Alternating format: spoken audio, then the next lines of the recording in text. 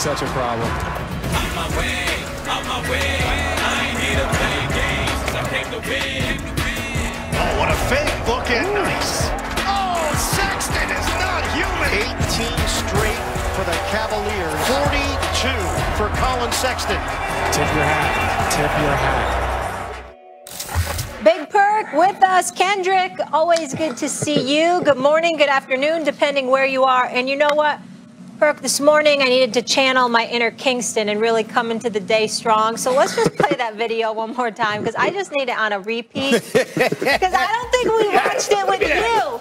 Your son was 7 here. He's now 9. It's the walk-off that really does it for me. The mean mugging and the arms out. Oh, my Lord. This kid looks like he's about to stomp through Tokyo.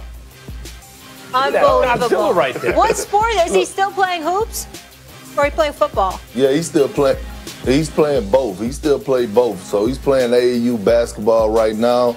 But he played football. He played nose guard. But look, I told him he got to get about 10 to 15 pounds off of him to play basketball, so I'm thinking about putting him on that keto diet at an early age. I don't want him looking like me. Well, what does he want to play most? What does he like? What does he like most, Kendrick? Does he like basketball or football most? He looked like he liked football, even though he playing basketball. No, he actually liked basketball, and to be honest, he got way more skills than I ever had. To be honest, you got to see him out there on the court. Well, listen, I would say this.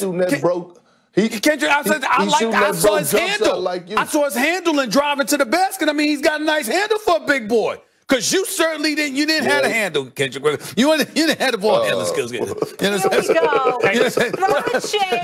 You can't put that boy on a diet. He's hungry. Look at him. He likes to eat. That's just the way it is. I'm just saying. You can't put your 9-year-old on keto. That's not right. Let the kid eat a carb. Appetite. Gotta live. That brother, boy, he gonna beat up some people. I'm just telling you right now. Listen, he'd be an enforcer for me. I'm telling you right now. The Knicks could use him now. Stephen A. wants the Knicks could use him now. Watch out, Juki. Stephen A. wants it for security. All right, Perk, let's be serious here, though, because I'm a little bit confused. The big three, I don't know what the deal is. First time they all play together, they get beat by the Cavs. What's your biggest worry with them? Well, it's the defensive side of it, Molly. Look, offensively, they're going to score buckets, right? But look, on the offensive end, let me address this first. Steve Nash is going to have to emphasize the word sacrifice. Kyrie Irving, who had been out his first game back, he comes out and takes 28 shots. Now, he was balling. I get that. But if you're on a championship contender, and I heard an interview from Kevin Durant saying, yeah, James and I, back in the day, we were young boys, but we're grown men. Well, since y'all grown men, y'all have to address what's going on, because if I'm Joe Harris, a guy that they paid $72 million to get buckets and to shoot the ball, I don't want to be just standing in the corner not being able to get touches. You're going to need those guys in the long haul, especially in the postseason, to make shots. Role players help you win games in the playoffs. Defensively, they couldn't guard Stephen A., Max, Molly, and myself on the court right now. I mean, they're just giving up whatever. The Cavs shot 50% from the field and 50% from the three. And I said this when they lost Jared Allen. That was a huge blow. No knock on DeAndre Jordan, but he's just not there right now. It was so bad that they moved KD to the 5 last night, and I just didn't like it. They have to find a defensive identity, because right now, people are looking at them and licking their chops knowing that, hey, I could go drop 42 points, or should I say, give them 42 honey buns. Kendrick, just like I said to Max, I'm not disagreeing about the defense. What I'm saying that it's clear they have to fix that. But the reason I bring up their offense, even though I know they're gonna score buckets, it's got to be a problem if Kyrie Irving, even though he was flat out balling. First of all, when you taking difficult shots late and the ball is not in Kevin Durant's hands, and number two, you take 24 shots to James Harden's 14. I don't think that's something that could happen. Everybody know you got to come together defensively. You can't just let people score 120, 130, or 40 on you. But offensively, how in God's name do you shoot twice as many times as James Harden? Well, I think that's on Steve Nash, Stephen A., because I said this yesterday to Dominique on First Take. I said, listen, if I'm Steve Nash, I'm using Kyrie like a 6-man. And that doesn't mean I'm not starting him, but that means that I'm going to play him probably the first 6 minutes of the first quarter, and then I'm going to bring him in the start of the second to help the bench out and let Kyrie rock out. If you look at their bench production last night, they had 10 points from the bench. 10 points. So what I'm saying is James Harden is doing a great job of facilitating. So you take Kyrie out early, and now you allow guys like Joe Harris, you allow guys like DeAndre Jordan and Jeff Green to get shots at the basket and let Kyrie come in off the bench and just say, here, Kyrie, go off, do what you do best, and that's score the damn basketball. Perk, you and I see it exactly alike, with one exception. Kyrie can't continue to do what he did, but I don't mind a dude just getting back, not getting in his own head. Oh, I got to defer. I can't take shots. Kyrie just went out, did his thing. If that continues, if he's shooting 28 times, that's a problem. I didn't mind it first game back. But I want to get to what you said about defensive identity. They need to get defensive rebounds. Like, they need to be able to get some defensive rebounds. And without Jared Allen on the team, where's that going to come from? Do you think it's defensive identity, like they can solve it with who they have on their roster? Or do you think they need to add a piece to do that kind of dirty work? No, I actually think they need to add a few pieces. And like I said, there's no knock on DeAndre Jordan because I still believe that he's a backup center in the league.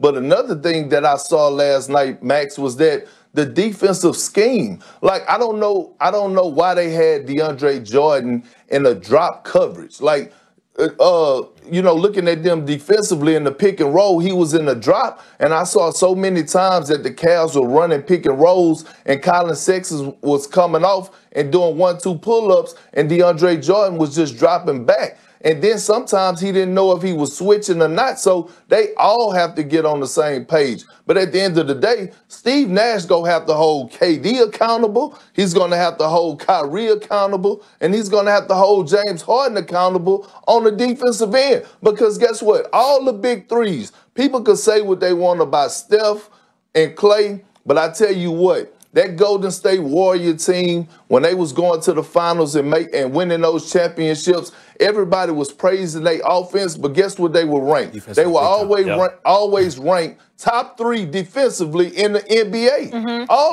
the time, even the Celtic team and the Heat team. Mm-hmm. All right, I want to get your take on something else because Max is real high on Joel Embiid right now, and I need to know if you think he needs to pump the brakes. So here's the deal. Embiid continued a strong start to the season, 42 points, 10 rebound performance, leading his team to a 117-109 victory over the Celtics last night. One person not impressed with Embiid's work was Boston's Marcus Smart. Take a listen.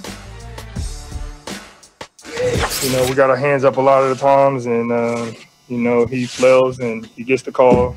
And then down on the other end, we got our guys attacking the rim, getting a lot of contact, and we're just not getting the whistle. It's tough to play like that, and it's tough. I mean, if the roles are reversed, I do it every time. I mean, I'll be on too. If every time I threw my arms up, or every time I got touched, I'm going to the free throw line. I mean, it's kind of hard not to get into a rhythm that way when you shoot 21 free throws alone. And they allow you to hack on the other end. Marcus Smart just told me that I flail a lot. Come on. I'm sure he knows himself and he knows his game too. He does a lot of that. And I don't think I do. The game is physical. Other teams tend to try to be extra physical against me. And I guess I'm just smarter than everybody else. I just take advantage of it. He's just smarter than everybody else. Max, I'll start with you. So obviously, flopping accusations aside, he is averaging 26 and 11 right now. Is he, Joel Embiid, your MVP? So far this season, yes. First of all, his team has the best record in the conference, and it's largely because of him. And it's not just the offense. And you see what the kind of business he gives guys like Tristan Thompson and Tice. Those guys are no match for Embiid. For all the kind of small ball that they play now, Embiid combines some of those skills with some classic big man skills, and there's really not a lot of guys who can match up with him just physically. On offense, gave him 42 points. But defensively, especially in the start of this season, I thought he's been the best player on the team, and Ben Simmons coming back from injury. But Embiid has an enormous impact on defense. So if you're having that kind of impact on both sides of the floor, and your team is the best record in the conference, to me, you're the MVP so far. Please, I don't even want to hear it. It's Kevin Durant. It's Kevin Durant right now. Let me tell you something right now. Don't look like that, big boy. Kendrick Perkins, you heard me. Kevin Durant right now is more of an MVP than Joel Embiid. The brother averaging 30, 54%, shooting 48% from three-point range. This brother, by the way, Kyrie Irving disappeared for 7 games. Kevin Durant was still flowing. Okay, James Harden came back for the last 3. You know, they won the first 2, and then they lost last night. Let me tell you something right now. You look at KD, 18-month hiatus on an Achilles tear, and then comes back and doesn't look like he's missed a beat. It's one thing if this was the middle of the season. No, he came back immediately looking like KD. And oh, by the way, when you talk about the Philadelphia 76ers, I want y'all to pay attention to something. You know what? I'm just done thinking about the Currys. I'm tired of mentioning this. I've just decided it's all about Curry. Just like little Kendrick Perkins, a.k.a. Stone, okay? Just like he doing his thing on the basketball court and the football field. Look at what the hell Steph Curry doing. You got Daddy Curry doing his thing for years. Then you got Steph Curry being the greatest shooter since man, all right? And look at Seth Curry. Look at Seth Curry in Philadelphia right now. Averaging 17 a game. Shooting about 60% from the field, about 59% from playing more than he did in the past, too. I mean, my God, if you're a Curry, you can shoot, damn it. All right, and that helps because Ben Simmons clearly still can't shoot, only averaging less than 13 a game and stuff like that. But I'm just saying, collectively, with Maxey and Embiid and Curry and Tobias Harris balling and all of this, and Thibault and these boys, I'm looking in Brooklyn. It's KD all day, every day. I mean, just look at this brother right here. Clearly to me, when I think about KD, he going to win 2 awards this year. He going to win MVP, and he going to win Comeback Player of the Year. Well, look, Stephen A., listen, I'm not totally disagreeing with you about nothing that you're saying about Kevin Durant. He's flat out balling. But we already knew this. The only person that didn't know and had suspicion was Max about, oh, is KD gonna be all right? Because almost always after Achilles tear, you don't be the same player. We know KD is a walking bucket. We know that if he wanted to, he could lead the league in scoring every single year. He's just that type of a talent. But if you look at Joel Embiid and the impact that he's having the best career. I mean, yes, he's having the best season of his career right now. And I said this, once they got Doc Rivers, I knew he was going to elevate and challenge Joel Embiid. He looks in phenomenal shape. And then everybody talk about, oh, Joel, you need to get your big butt on the block. And rightfully so. But guess what? He's mixing it up. I'm watching them do the one-leg dirt. I'm watching them bring the ball up, 1-2 dribble pull-ups. I'm watching the big fella Euro step down the lane, going to the block, putting ownerships on the ref, attacking the paint, using that big body quick spin moves. He's giving it all to us right now. The big fella is in his bag. Defensively, he's locked in. And look, I love Marcus Smart, but I don't agree with him about the game last night. Joel Embiid set the tone from the first quarter, right? And that's a rule in the NBA. And what he did was he set the tone for us being physical in the paint and made the refs take notice that, you know what, we're going to live in this paint. We're going to attack the basket. So the refs started seeing the Philadelphia 76ers attack early, so they started getting the whistle. The Boston Celtics was firing up 3-pointers in the first half. So that's why they didn't set the tone for themselves. You can't knock Joel Embiid for being physical and getting to the rack. Right now, Max is right. If I had to give an MVP award to anybody, it would be Joel Embiid. And one more thing about Embiid. Marcus Smart, who's a very tough player, and he's smart. He's politicking with the refs basically through the media right now. But that's ludicrous that Embiid's getting all these calls. Embiid is right in his response. In fact, he's getting hacked on every play when he gets the ball on the block because there's nothing you can do. And he's getting double and triple teamed, and he's still scoring. Embiid has been phenomenal on both sides of the ball this year so far. And as a result, his team has the best record in the conference. That's an MVP. That's why he would be the number 2 guy for league MVP. And by the way, don't give me that best record in the conference. James Harden won the league MVP. The Golden State Warriors, the best team in the league. Russell Westbrook won the league MVP. They weren't the number 1 seed or the team with the best record. There's been plenty of people that have won MVPs that didn't have the best record. That's no criteria here. They have a dude who's dominating both sides of the floor. Excuse me, I'm looking at Kevin Durant and what he's bringing to the table. And Kendrick Perkins, I'm accusing you the same thing I'm accused Shaq of. Big man bias, even though Shaq kind of agreed with me. I think it's big man bias on you, Kendrick Perkins. I think you're being a little bit biased because you're seeing the big boy in the post. You one of those dudes that don't feel that y'all get nearly as much love as you deserve because of how the game has changed. And the big man is being ignored and not nearly appreciated as much as they should. Now, you're probably right about that in terms of there needs to be more appreciation. But I think number 2 in the league MVP is not lacking appreciation. We respect you, Joel Embiid. You big time. But damn it, KD, right now, with all that nonsense going on in Brooklyn, look at how he's been balling from jump.